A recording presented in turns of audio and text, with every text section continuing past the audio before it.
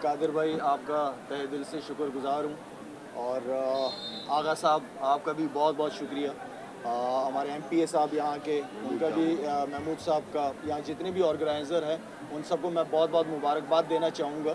देखिए, मैं शुरू से एक बात कहता हूँ कि 65% हमारी यूथ है जो कि फ्यूचर है पाकिस्तान का, और उनके लिए दो चीज़ें हमारे बड़ों के ऊपर एक बहुत बड़ी ज़िम्मेदारी है, एक एजुकेशन और एक स्पोर्ट्स के हवाले से, कि इस मुल्क के अंदर ऑनेस्टली इतना टैलेंट है कि मैं बता नहीं सकता, लेकिन टैलेंट ज़ाया भी बहुत ज़्यादा होता है। ये बात बार बार मैं कह चुका हूँ। और इस तरह का इवेंट ऑर्गेनाइज करना, क्योंकि क्रिकेट एंड फुटबॉल का टैलेंट बहुत ज़्यादा है और काफ़ी आजकल यूथ फुटबॉल की तरफ भी जा रही है, और जब टैलेंट हो तो उनको फैसिलिटीज़ चाहिए होती है।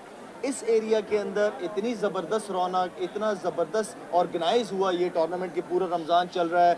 32 टीमें इसके अंदर हैं, पूरे कराची की, पूरे सिंध की 32 टीमें हैं यहाँ पे, और जिस तरीके से यहाँ पे ऑर्गेनाइज हुआ है, वेल ऑर्गेनाइज, मेरे ख्याल में क्रेडिट जाता है पूरी ऑर्गेनाइजेशन को।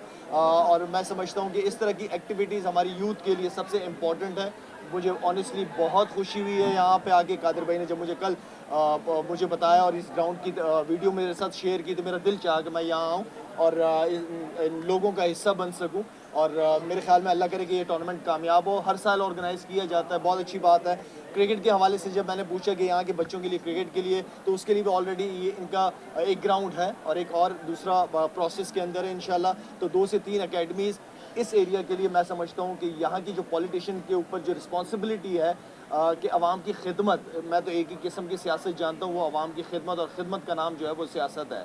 तो मेरे ख्याल में वो इस तरीके से पूरी तरह ज़बरदस्त तरीके से अपनी खिदमत अच्छी तरह अपनी खिदमत अंजाम दे रहे हैं, और ये एक सियासतदान के ऊपर जिम्मेदारी होती है जो कि पूरी कर रहे हैं माशाल्लाह। अच्छा लाला, लास्ट क्वेश्चन ये बताइए कि आपकी ख्वाहिश थी कि इमाद वसीम और मोहम्मद आमिर जो है वो टीम में वापसी आए और वो पाकिस्तान के लिए खेले, तो यकीनी तौर पर उन्होंने आपकी भी सुनी होगी और वो रिटायरमेंट लेकर वापस आए हैं, तो क्या समझते हैं कि वर्ल्ड कप में कितना हेल्प होगा? देखिए, मेरे ख्याल में पहले जो उन्होंने रिटायरमेंट का डिसीजन लिया था वो बिल्कुल ठीक नहीं था। क्रिकेट बाकी थी, क्रिकेट खेल रहे थे, और जो पाकिस्तान से खेलने का मज़ा है वो कहीं और नहीं है। पाकिस्तान, क्योंकि इस मुल्क ने बहुत कुछ हमें दिया है, तो ऑब्वियसली जब तक आप क्रिकेट खेल रहे हो, वाई नॉट कि पाकिस्तान के लिए खेला जाए। और दोनों टैलेंटेड है, बिल्कुल उनको अपनी फिटनेस शो करनी पड़ेगी, एंड देन उसके साथ साथ डोमेस्टिक क्रिकेट का हिस्सा भी बनना पड़ेगा। चाहे दुनिया में कहीं पे भी लीग्स हो रही हों, लेकिन डोमेस्टिक क्रिकेट में हिस्सा उनकी जिम्मेदारी है, क्योंकि वो इमाद वसीम, मोहम्मद आमिर, ये इतने सीनियर प्लेयर्स हैं, एक्सपीरियंसड हैं, कि इनकी वजह से जो यंग प्लेयर इनके साथ ड्रेसिंग रूम शेयर करेगा वो बहुत कुछ सीखने को मिलेगा उसको। तो मेरे ख्याल में ये अच्छा डिसीजन दोनों ने लिया है कि दोनों टीमें वापस आएँ। शायद भाई काबुल कैंप स्टार्ट हो गया है, आगे अब न्यूजीलैंड है, इंग्लैंड है, फिर जो वर्ल्ड कप है अमेरिका में जो होने वाला है, तो कितना अहम साबित हो गया काबुल कैंप? अच्छा, जो मेरा एक्सपीरियंस रहा है काकुल का, क्योंकि मैं ज़्यादा टाइम थे वहाँ पे, और बहुत ज़्यादा फ़र्क पड़ता है फ़िटनेस से आपका। मेरे ख्याल में जिन लड़कों के नाम आएंगे अगेंस्ट न्यूजीलैंड, उनको तो टीम अनाउंस हो जाएगी, तो वो 29 लड़कों में से जो 15-16 लड़के अनाउंस होंगे उनको टीम का हिस्सा हो जाएंगे, क्योंकि टाइम भी कम है। और बाकी जिनका जिनका नाम नहीं है, मैं ये चाहूँगा कि उनको थोड़ा सा और टाइम काकुल के अंदर गुजारना चाहिए, ताकि फ़िटनेस पे और अच्छी तरीके से काम हो।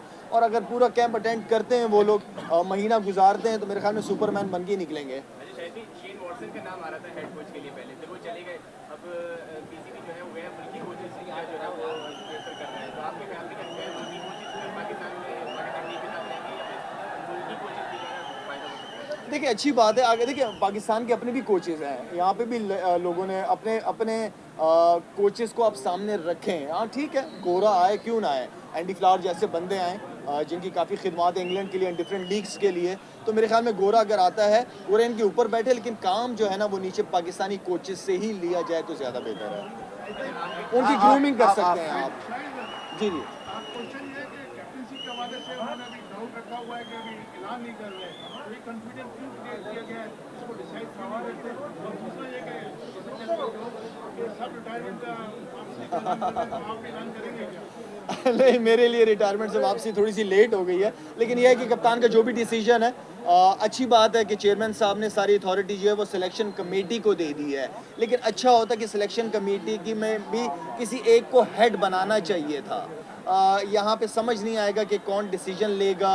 आई मीन कि अच्छी बात है कि सारी अथॉरिटी दे दी है सिलेक्शन कमेटी को, लेकिन मैं समझता हूँ कि एक हेड होना चाहिए था, जो कि मैं समझता हूँ कि वहाब रियाज की शक्ल में वो नज़र आएगा हमें। शायद भी सोशल मीडिया पे एक जंग छिड़ गई है आपके बारे में और बड़ी तनकीद का निशाना बनाया जा रहा है आपको, तो क्या कहेंगे उस बारे में? देखिए मैं समझता हूँ कि मैं इस मुल्क ने, इस कौम ने बहुत मोहब्बत दी है, मुझे बहुत प्यार दिया है, और मैं चाहूँगा कि मेरे ज़रिए से मोहब्बत का मैसेज ही हो तो ज़्यादा बेहतर है।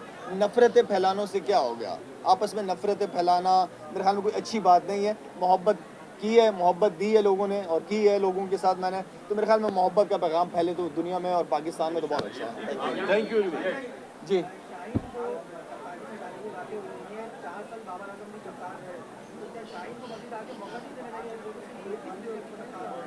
देखिए हमारे यहाँ मसला ये है कि जब सिस्टम चेंज हो जब चेहरे चेंज हो जाते हैं तो सारे सिस्टम चेंज हो जाते हैं। हर बंदा समझता है कि मैं जो आके काम करूँगा वो सबसे अलग काम होगा, सबसे अच्छा काम होगा। जो जिन्होंने पहले काम किया वो गलत काम किए हैं। आई मीन के चेहरे बदलते रहें, सिस्टम चेंज नहीं होना चाहिए। जब आपने किसी को एक जिम्मेदारी दी है तो उसको फिर टाइम भी दें, या तो फिर आपका वो डिसीजन पहले वाला गलत था, अब जो डिसीजन लेंगे या वो गलत होगा। तो आई मीन जो भी